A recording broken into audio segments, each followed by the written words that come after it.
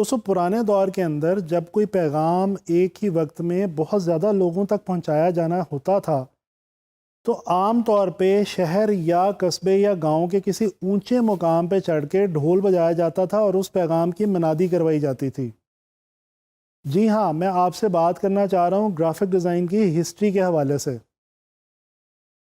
دوستوں آپ کو یہ جان کے بہت حیرت ہوگی کہ حالانکہ گرافک ڈیزائن جو ہے یہ ایک ماڈرن فیلڈ ہے، لیکن اس کی ہسٹری کا تعلق انسان کے پری ہسٹورک ایرا سے ہے، یعنی کہ پتھروں اور غاروں کے دور سے۔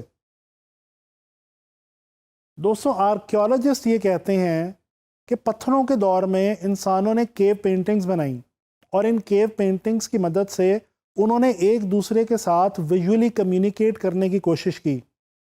ان پینٹنگز کے اندر اگر غور کیا جائے تو ان کے جو ٹاپکس ہوا کرتے تھے وہ یا تو فوڈ ہوا کرتے تھے یا شیلٹر اور یا پھر ہنٹنگ، یعنی کہ وہ تمام چیزیں جو اس وقت کے انسان کی بیسک ضروریات تھیں۔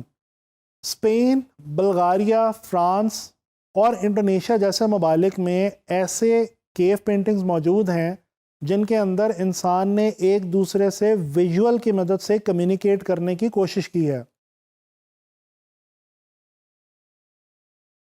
دوستو اس سے اگر ذرا آگے آ جائیں تو ہم یہ دیکھتے ہیں کہ ایجپشن سویلائزیشن میں ہیروگلفس کے نام سے دنیا کی پہلی ویژول لینگویج کے ثبوت پائے جاتے ہیں۔ ہیروگلفس کو دنیا کی پہلی ایسی زبان کہا جاتا ہے جس کو ایجپشنز نے ویژولی اپنی عمارات اور مختلف مقامات پہ ویژول کی فارم میں استعمال کیا۔ اگر اس سے اور آگے چلیں تو چائنا کے اندر پہلی بار پیپر ایجاد ہوا۔ پیپر کا ایجاد ہونا گرافک ڈیزائن کے لیے ایک بہت ہی اہم سٹیپ تھا۔ اس کے بعد یورپ کے اندر پہلی بار باقاعدہ طور پہ پرنٹنگ کا آغاز ہوا۔ اس میں خاص طور پہ جو اہم ترین مقام حاصل ہے وہ جرمنی کو حاصل ہے۔ ایک جرمن گولڈ سمتھ گلوٹنبرگ نے پہلی بار اپنی پرنٹنگ پریس میں موویبل ٹائپ کا استعمال کیا۔ اس کے علاوہ کلاڈ گیراماؤنٹ نے دنیا کی پہلی ٹائپ فاؤنڈری کا آغاز کیا، یعنی کہ ایک ایسی کمپنی بنائی جہاں پہ ٹائپ فیسز کو ڈیزائن کیا جاتا تھا۔ 1760 کے اندر انڈسٹریل ریولوشن آ گیا۔ انڈسٹریل ریولوشن آنے کے ساتھ ساتھ جیسے انسان کی زندگی کی باقی فیلڈز پہ اثر پڑا، اسی طرح سے گرافک ڈیزائن کے اوپر بھی بہت گہرا اثر ہوا۔ ولیم مورس اسی دور کا ایک بہت ہی مشہور آرٹسٹ ہے۔ اس نے اسی دور کے اندر پہلی ڈیکوریشن فرم کا آغاز کیا جہاں پہ وہ مختلف ڈیکوریٹو ڈیزائن اپنے کلائنٹس کے لیے بنایا کرتا تھا۔ اس کے بعد دنیا کی جو پہلی ایڈورٹائزنگ ایجنسی مارز وجود میں آئی اس کا نام NW آئر اینڈ سنس تھا۔ دوستو گرافک ڈیزائن کی ہسٹری میں ایک بہت ہی اہم مقام فرسٹ ورلڈ وار اور سیکنڈ ورلڈ وار کو بھی حاصل ہے۔ ان دونوں دنیا کی عظیم ترین جنگوں میں جن ممالک نے ایک دوسرے سے لڑائی کی ان کی افواج کو لوگوں کی قلت تھی، لہٰذا وہ اپنی عوام تک یہ پیغام پہنچانا چاہتے تھے کہ وہ لوگ اپنی فوج کا ساتھ دیں اور فوج میں بھرتی ہو جائیں۔ اس مقصد کے لیے اس دور میں ان ممالک کی فوجوں نے وار پروپیگنڈا پوسٹرز بنائے اور اس دور میں ان پوسٹرز کو جہازوں کی مدد سے گرایا جاتا تھا تاکہ لوگوں تک یہ پیغام آسانی کے ساتھ ایک ہی وقت میں پہنچایا جا سکے۔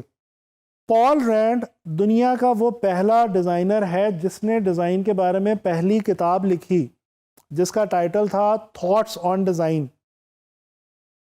دوستو اس سے آگے چل کے دیکھیں تو اسٹیو جابز نے جب میک کی بنیاد رکھی اور پہلا میک سسٹم انٹروڈیوس کروایا تو اس کے اندر پہلی بار یوزر انٹرفیس گرافکس کی مدد سے انٹروڈیوس کروایا گیا جس کو بٹ میک گرافکس بھی کہا جاتا ہے۔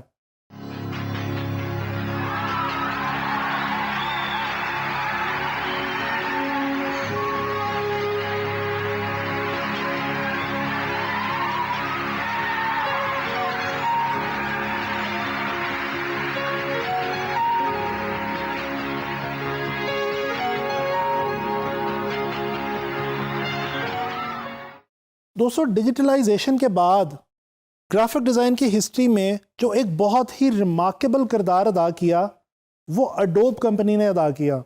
جی ہاں، اس کمپنی کے نام سے تو آپ سب لوگ ہی واقف ہوں گے.